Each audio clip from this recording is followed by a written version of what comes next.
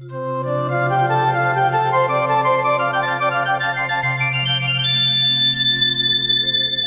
આજે તો આ ખુશખબરી મારી દીકરી અંજલિને આપી જ દઉં.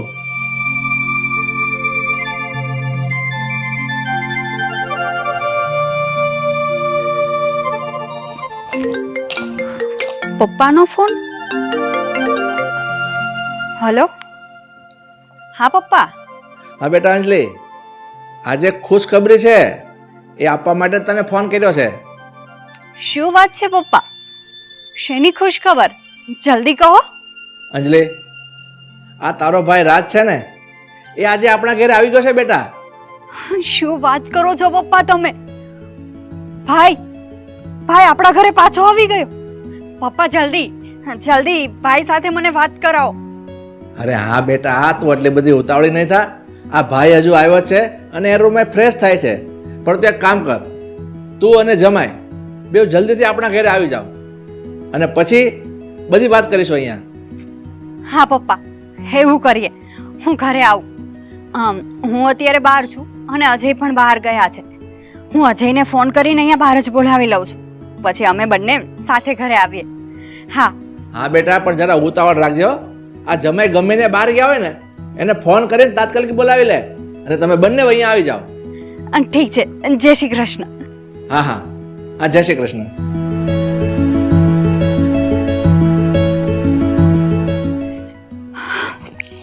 મારો ભાઈ આવી ગયો. જલ્દી અજયને ફોન કરીને પૂછો એ ક્યાં છે. હલો. હા બોલ ને, કેમ ફોન કર્યો? ક્યાં છો તમે?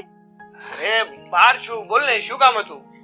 હું અહીંયા આપણી બાજુની સોસાયટીમાં પેલા નવા મકાન નથી બનતા, ત્યાં ઊભી છું. ફટાફટ આવો. ના ના, હું કામમાં છું, હું અત્યારે નહીં આવી શકું.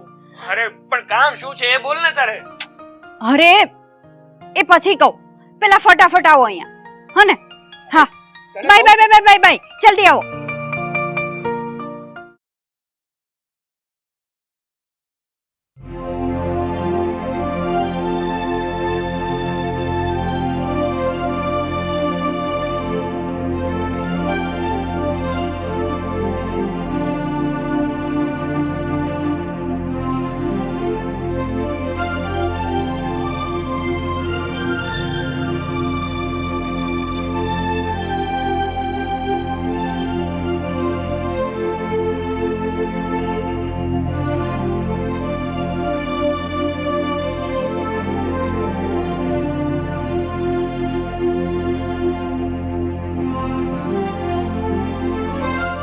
અહીંયા. હા હવે આવું છું. જપ નથી હવે તને. શું થયું? શું છે હવે? આ ક્યારોની ફોન કરતી હતી, ખબર ના પડે કે હું કામમાં હતો. એ બધું છોડો, તમે ભલે કામમાં હોય, પેલા મારી વાત સાંભળો. પપ્પાનો હમણાં ફોન આવ્યો હતો. હા તો તમને ખબર છે મારો ભાઈ રાજ પાછો આવી ગયો છે. શું? તારો ભાઈ રાજ પાછો આવી ગયો? પણ શું કામ? એટલે કે તારો ભાઈ તો કઈક ગુમ થઈ ગયો હતો ને, આમ અચાનક કેમ ઘરે પાછો આવી ગયો? અજય, હા, મારો ભાઈ કેટલા વર્ષો પછી ઘરે આવ્યો છે. પપ્પાએ કહ્યું છે કે આપણે ત્યાં જવાનું છે. ચલો જલ્દી. અરે પણ આપણું ત્યાં શું કામ છે? ત્યાં શું કામ જવું છે આપણે? શું કામ જવું છે? આટલા વર્ષો પછી મારો ભાઈ આવ્યો છે અને પપ્પાએ પણ કહ્યું છે એટલે ચલો. અરે રાજ ઘરે પાછો આવી ગયો એ વાત સારી કહેવાય, પણ એના માટે આમ અર્જન્ટમાં પપ્પાને ઘરે જવાની થોડી જરૂર છે. પછી મળી લઈશું ને રાતને. તને ખબર છે ને, હું મારા 17 કામ મૂકીને આવ્યો છું, મારે પાછું જવું છે. ચાલ મને જવા દે. નહીં નહીં અજય, મારે મારા ભાઈને મળવું છે. ચાલો તમે. એક મિનિટ, તમને એવું તો કઈ નથી ને મગજમાં કે આપણે પપ્પાના ઘરે અત્યારે જશું તો આજે સવારે મિલકત તમારા નામે કરી છે એ પાછી માંગી લેશે એવું કઈ? અરે ના ના ના, એવું કઈ નથી યાર. હા તો મારે કામ છે એ માટે હું પાછું જવાનું કહું છું. કામ ગયું ભાડમાં, કામ પેલા મારો ભાઈ. ચલો સારું, પછી કામ કર્યા કરજો. પણ માનવાની તો કઈ છો નહીં. બેસ. ચલો જલ્દી. તો ગાડી પણ ચાલુ નથી થતી.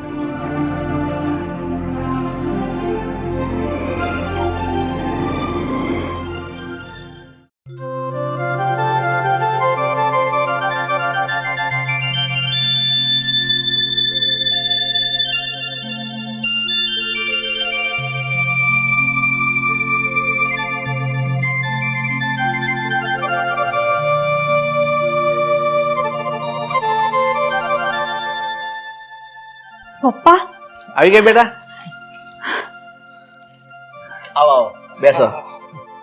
પપ્પા ભાઈ ક્યાં છે? અરે બેટા, તું એટલી બધી ઉતાવળી નહીં થા. આ ભાઈ કેટલા વર્ષે આપણા ઘરે આવ્યો છે અને એ થાકી ગયો છે, એટલે એની રૂમમાં હમણાં આરામ કરે છે. પપ્પા મારે બસ પેલા ભાઈને મળવું છે. મને ખુશીનો પાર નથી.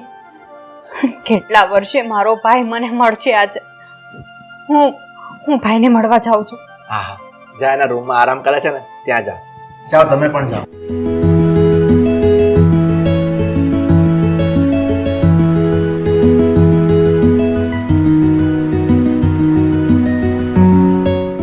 ભાઈ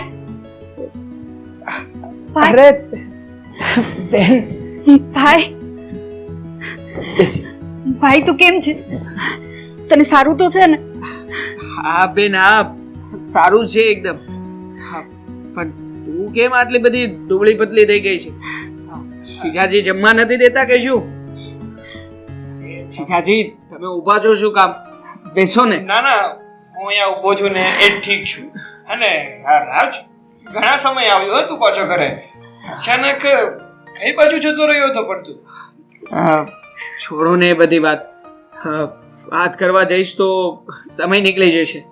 પણ તમને લોકોને આટલા વર્ષો પછી જોયા ને, ખરેખર તમને લોકોને મળીને બહુ જ આનંદ થયો.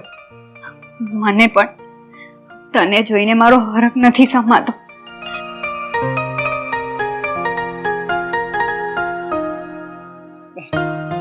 ભાઈ તને ખબર છે હું કેટલા વર્ષ પછી આ વર્ષે તારા હાથમાં રાખડી બાંધીશ.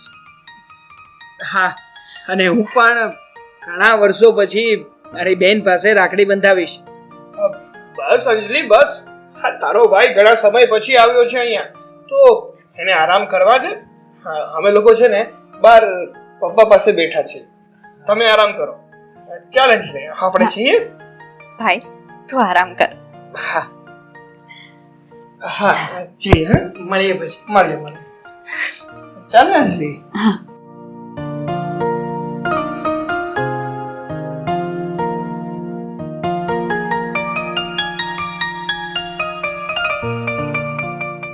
બેસો. પપ્પા સાચું કહું ને તો ભાઈને મળીને તો મને અંદરથી એટલી શાંતિ થઈ ને. તમને ખબર છે ને હું રાખડી બાંધવા માટે તરસતી હતી, પણ મારો રાખડી બંધાવનાર આવી ગયો છે. હા બેટા, આ તારી વાત ખરી છે. આ ભાઈ ગુમ થયો હતો ને એ મને વર્ષો વીતી ગયા અને મારી આંખ પણ એને જોવા તરસતી હતી. પણ હવે ભાઈ આવી ગયો છે ને એટલે મારા મનને શાંતિ થઈ.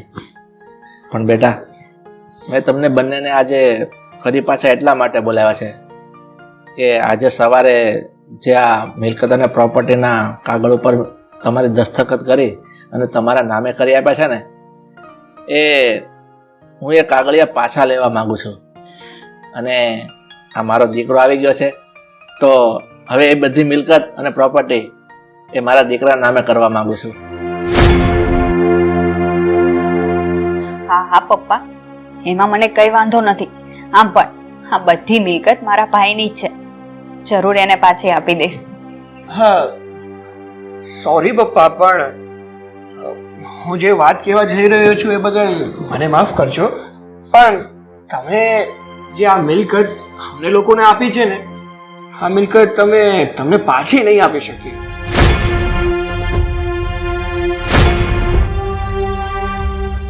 અજય, હા શું બોલો છો તમે? આ મિલકત મારા ભાઈની છે એટલે પાછી એને આપવી જ પડે ને. સોરી અંજલિ, હા મિલકત છે ને તારા પપ્પાએ સવારે રાજી ખુશીથી મારા નામે, એટલે કે સોરી આપણા નામે કરેલી છે. એટલે આ મિલકત હું એમને પાછી તો ઇમ્પોસિબલ ના આપી શકું. હા ને? પણ અજય, આ મિલકત આપણી નથી, પપ્પાની છે, તો એમને પાછી આપવી પડે ને. પણ હવે આ મિલકત મારી છે અને મારા હાથમાં આવેલી મિલકત હું કોઈને ના આપી શકું, તને પણ નહીં. અજય બસ હવે, આ તમે શું વાત કરો છો? આ મિલકત પર હક મારા ભાઈનો છે. એટલે હું એને મિલકત પાછી આપીશ ને આપીશ જ. અંજલિ, એક વાત કહું?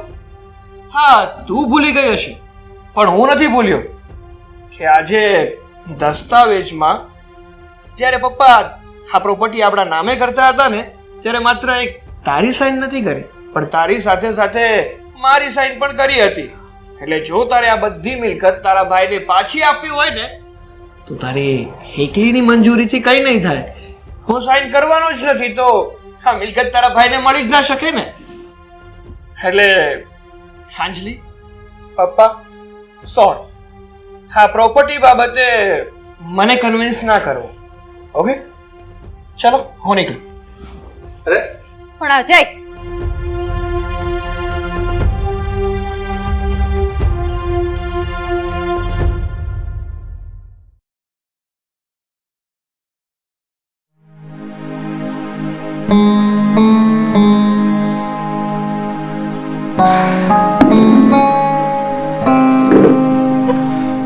બોલો ને પપ્પા, શું કામ હતું?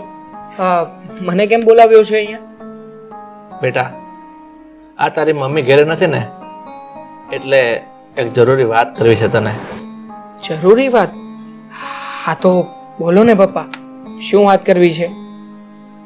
બેટા, આ અજય કુમાર છે ને, હા, એને આ બધી મિલકત આપણે એના નામે કરી આપી હતી, અને મેં એને કીધું ભાઈ આ મિલકત હવે મને પાછી આપી દો, મારો દીકરો આવી ગયો છે.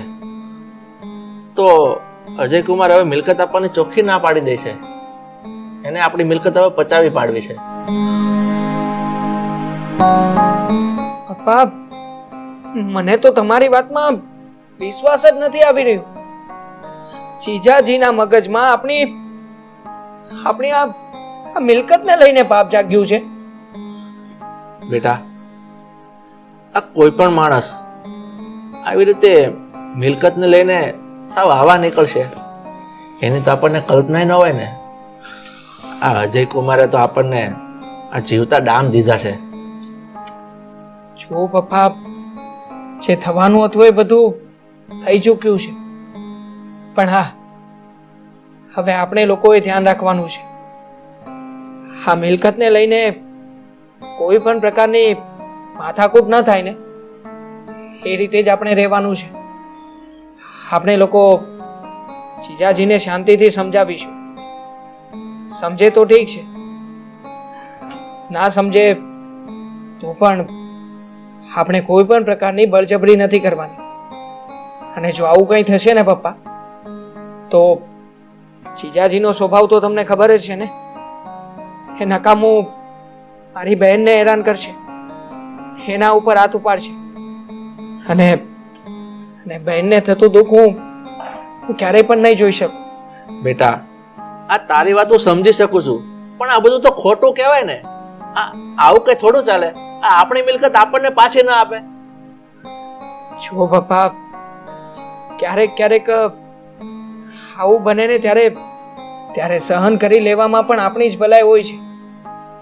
જુઓ, જીજાજી એ આ ઘરના જમાય છે, અને હું નથી ઈચ્છતો કે મારી બહેનના જીવનમાં કોઈ પણ પ્રકારનું દુઃખ આવે. એટલે મેં કહ્યું ને એમ પપ્પા, આપણે કંઈ જ નથી બોલવાનું.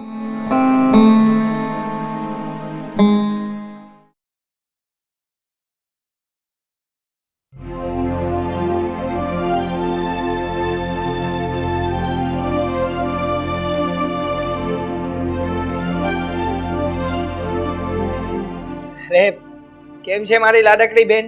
ભાઈ તું? હા, હા, વાહ, બેસ.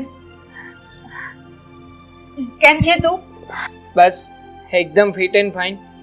તારું કે, તું કેમ છે? હું પણ એકદમ મજામાં. અને તું આવી ગયો છે ને, પછી તો વધારે પડતી જ મજામાં ગઈ. બેસ તું, હું તારા માટે પાણી લઈ આવું. ના બેન, કંઈ લાવવાની જરૂર નથી. હું અહીંયા મારા ફ્રેન્ડનું ઘર છે ને, ત્યાંથી જ આવ્યો છું. જીજાજી ક્યાંય દેખાતા નથી. શું થયું છે? ક્યાં ગયા છે? એ તો ઓફિસ ગયા છે. હું તને શું કહેતી હતી, તારા જીજુને હું 1 મહિનાથી સમજાવું છું, પણ એ સમજવા તૈયાર જ નથી. એના મનમાં હવે પાપ જાગ્યું છે. બસ એ છે ને આ મિલકત હડપવા માંગે છે. જીજાજી હવે નહીં સમજે બેન. હા, જો એમને આ વાત સમજવી હોત ને તો પહેલા જ દિવસે જ્યારે પહેલી વખત પપ્પાએ બોલાવ્યા હતા ને ત્યારે જ સમજી ગયા હોત. પણ જો બેન, મને વાત મળી છે કે આ મિલકતની બાબતને લઈને તારી અને જીજાજી વચ્ચે ઝઘડાઓ વધી રહ્યા છે. જો આ મિલકત માટે થઈને તમે લોકો ઝઘડાઓ ના કરો. અને શું કામ ને બેન તું આવું બધું કરીને તમારા બંને જણા વચ્ચે મતભેદ ઊભો કરી રહી છે? તું મતભેદની વાત કરે છે? જો તારા જીજુ નહીં માને ને તો હું એને ડિવોર્સ આપી દઈશ. હું આવા કપટી અને પાપી માણસ સાથે રહેવા જ નથી માંગતી. નહીં બેન નહીં, તું આવું ક્યારેય પણ નહીં કરે. જો મિલકત અને પૈસા આ બધું તો ગૌણ વસ્તુ છે. એ બધું તો હું મહેનત કરીને પણ કમાઈ લઈશ.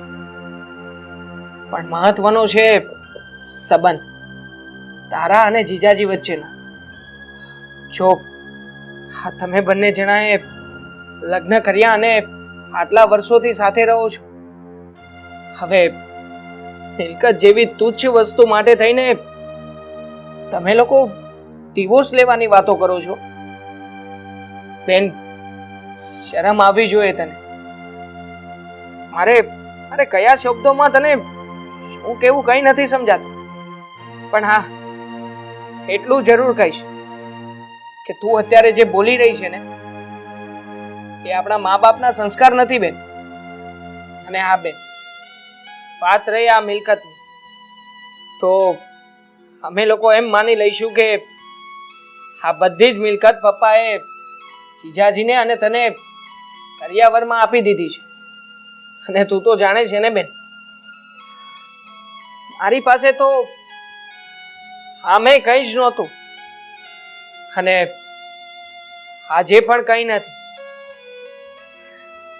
મારી જિંદગી તો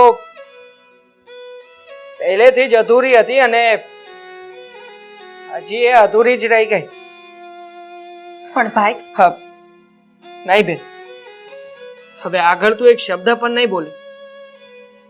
તું મને તારો ભાઈ માને છે ને, તો આજે તને તારા ભાઈના સમ છે. તારા ભાઈના શબ્દોનું તું આટલું પણ માન નહીં રાખે.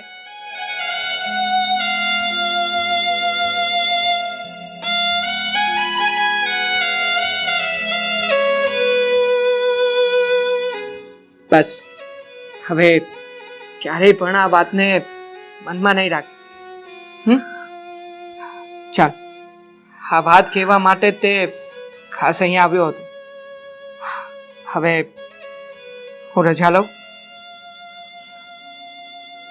જય શ્રી કૃષ્ણ. જય શ્રી કૃષ્ણ. ધ્યાન રાખજે તાર. તું પણ.